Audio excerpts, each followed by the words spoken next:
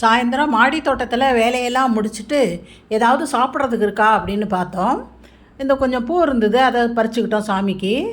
அடுத்து பாருங்கள் என்னென்ன பறிக்கிறோம் அப்படின்னு சொல்லிட்டு.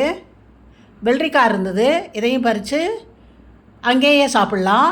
அடுத்து மாதுளம்பழம், இதை எடுத்துகிட்டு போய் வீட்டில் வச்சோன்னா நாளைக்கு சாப்பிட்லாம் அப்படின்னு வச்சுட்டோம். 2 கொய்யாப்பழம் பறித்தோம். 2 கொய்யாப்பழத்தை ஆளுக்கு ஒன்றா நானும் என் பேத்தியும் அங்கேயே சாப்பிட்டுட்டோம். அடுத்து 4 டேபிள் ஆரஞ்சு பறிச்சிருக்கோம், நாளைக்கு ஜூஸ் போட்டு குடிக்கலாம். இது கத்திரிக்காய், விதை கத்திரிக்காய் எடுத்திருக்கோம்.